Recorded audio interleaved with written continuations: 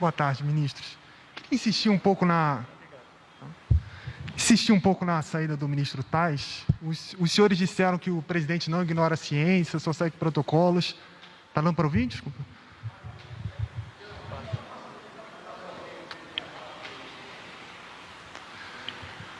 Os senhores falaram que o presidente não ignora a ciência, que é normal trocar de ministro, mas os senhores não acham que existe um problema? A gente está em um mês, o presidente teve discordância com 2 ministros, o ministro Mandetta e o ministro Tais defendiam o isolamento, o presidente Bolsonaro é contra, o ministro Mandetta e o ministro Tais tinham resistências contra o uso da cloroquina, porque não tem evidência científica, o presidente é contra. Como é que a gente dá para dizer que o presidente realmente está respeitando a ciência se ele não está ouvindo os ministros que foram indicados por ele, escolhidos de forma técnica por ele? E para complementar, ministro Braga Neto, o senhor citou que o Brasil tem uma das menores taxas por milhão de habitantes de mortos e disse que isso é resultado das medidas que foram adotadas. Eu queria saber, na opinião do senhor, quais medidas foram essas e se as medidas de isolamento estão entre as medidas que reduziram as mortes. Porque o presidente já disse que, na opinião dele, essas medidas não achataram a curva, não tiveram nenhum resultado para diminuir as mortes. Obrigado.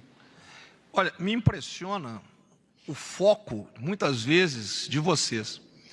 Vocês focam em melindres que tendo oportunidade de fazer perguntas mais esclarecedoras para o povo. Aquilo ali que foi mostrado foi para mostrar exatamente uma distorção de como a notícia é apresentada, que é mostrada à população, gerando um pânico, gerando problemas de violência doméstica, gerando problemas de depressão, gerando uma série de problemas, tá?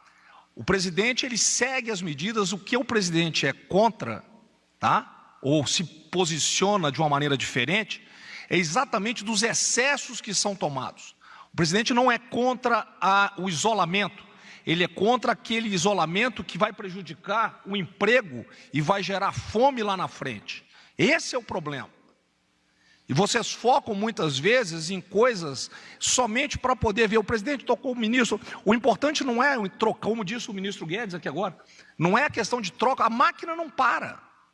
Agora, se o presidente trocar o ministério inteiro, tá, ou se mudar o rumo, aí sim nós vamos ter problema. Então, quando eu digo, nós seguimos as orientações, se você olhar a Organização Mundial da Saúde, ela já mudou a posição com relação à morte, porque já saiu pela Unicef que vai morrer mais criança no pós-pandemia do que morrendo agora. A nossa preocupação é essa, não é abandonar a vida, foi mostrado no vídeo agora para vocês, não é abandonar a vida, mas é não deixar com que lá na frente nós percamos vidas e vamos perder mais vidas ainda, porque vai ter fome, vai ter convulsão social, vai ter desemprego, não vai ter material na prateleira, é isso que nós estamos preocupados. Então tem que ter um balanço disso aí, não é focar se apertou a mão, não apertou a mão, se tirou a máscara, não tirou a máscara. O importante é eu não tirar a máscara aqui, nós entramos de máscara, estamos sem máscara, mas estamos mantendo um isolamento, né? Seguindo o protocolo. O protocolo da Anvisa não fala para andar de máscara o tempo inteiro. Ele diz se eu estou doente, eu não sei de cor todos eles, mas se eu estou doente, se eu estou em uma aglomeração, então quem está numa aglomeração tem que usar, né? Mas daqui a pouco vão falar, não, o ministro chegou, tirou a máscara, botou a máscara na mesa. São focos menores. Vamos focar, vamos ser mais inteligentes. Por favor. Eu só queria completar, e os senhores, como eu disse, têm divulgado, o presidente respeita a ciência, mas ele tem vindo radicalismos. Vou dar um exemplo aqui, tem cidades que não tem mais casos, interior do Brasil é um continente, pessoal. Os casos mais graves estão em Manaus, São Paulo, tem cidades que não tem caso, o prefeito fechou tudo, o presidente até cita Eldorado Paulista, que ele é de lá, que não tem ninguém, é uma cidade pequena, e o prefeito fechou tudo. Então é questão de bom senso, o presidente nunca disse que não ia seguir o que foi dito, ele está usando máscara, ele segue. Agora, o radicalismo não está, tem cidades que querem abrir, uma cidade do estado que provou, que tomou as medidas. Quais são as medidas? Os senhores sabem, estão noticiando aí direto, é número de leitos, é UTI e tal, aí o cara quer abrir, Ou o governador não deixa, ou vem a Justiça, o Ministério Público diz que não pode abrir. E aí, como nós estamos dizendo aqui, pô, vai faltar comida, vai dar problema. Não houve ainda porque o governo, como disse o ministro Paulo Guedes, está bancando, está ajudando, mas é finito. Eu não sei, os jornalistas, que eu converso com alguns senhores, tiveram 25% de redução do salário. Então, daqui a pouco, os senhores vão ficar sem emprego. Não estou ameaçando, não, é o mercado. Abram o olho. E organizações grandes, não é jornalzinho de interior, não. Então, o negócio é sério. Agora, na hora que começar a faltar comida para a gente que está noticiando, talvez vocês entendam que é bom ver os dois lados. Porque enquanto o cabra, por exemplo, está em casa, o salário dele pinga todo mês, que beleza, ele está em casa e as pessoas morrendo. Presidente, por favor, ele respeita. Agora, o ministro caiu. Ele, o ministro Paulo Guedes disse, quem foi eleito com quase 60 milhões de votos é o presidente da República. É ele que, amanhã ele me demite o Braga Neto, e aí? É democracia, faz parte da democracia. É bom que haja divergências de opinião. Numa ditadura, o cara fala uma coisa, é daquele que contrariar. Aqui não, aqui criticam o presidente, atacam ele, e ele, responde, como disse o ministro Paulo Guedes. Ministro. Realmente, eu tenho dito, a imprensa, ela tem um papel fundamental na democracia, mas como disse o Braga Neto, tem um lençol branco, as pessoas ficam vendo só 2, 3 pontos negros. Só isso. Como ministra dos Direitos Humanos, eu quero dar uma orientação a todos os brasileiros e à imprensa, e especialmente o veículo, nosso repórter que está preocupado. Ninguém é obrigado a tomar cloroquina. Então, aqueles que não acreditam no remédio, façam agora uma declaração dizendo: eu não quero tomar, e meu filho está proibido de tomar. Faça só isso, ninguém é obrigado a tomar cloroquina. Mas antes de fazer a declaração, procurem as outras correntes da ciência que estão defendendo que o remédio adicionado ao coagulante está dando certo. Vamos entender que a ciência tem correntes. A ciência diz que café faz mal, a outra ciência da corrente diz que café não faz mal. Então, vamos aprender que cientistas do mundo inteiro estão defendendo uma corrente que a cloroquina faz bem.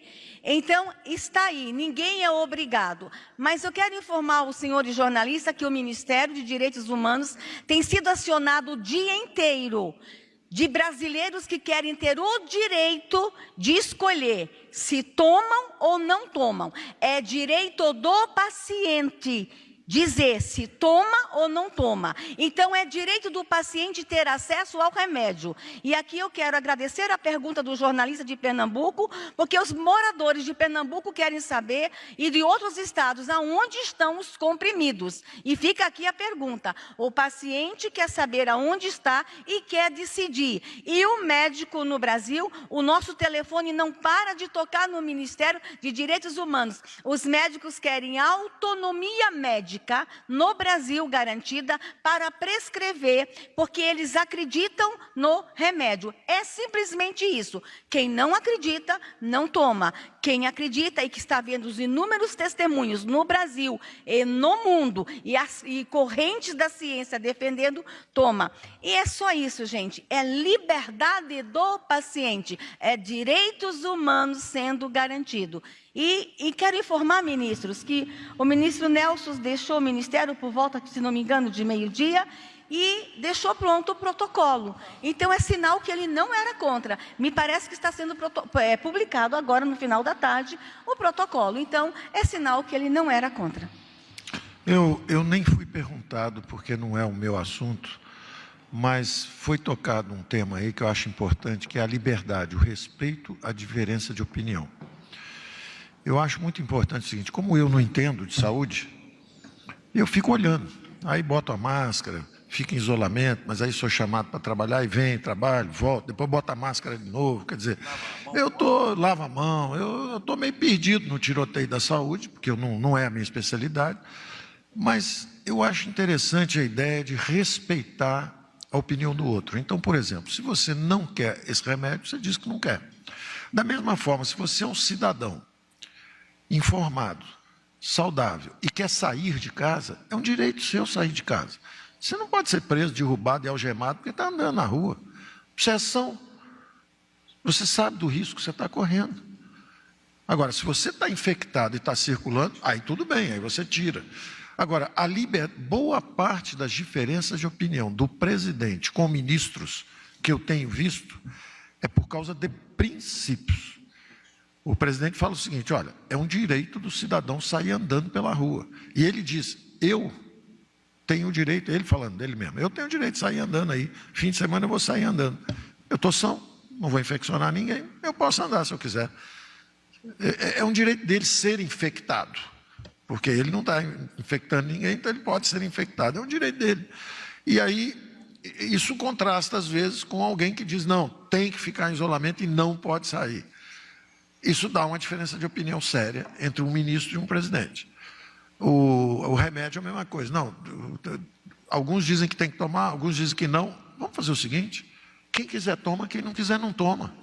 Se a gente respeitar pelo menos a opinião do outro, quem sabe a gente não melhora.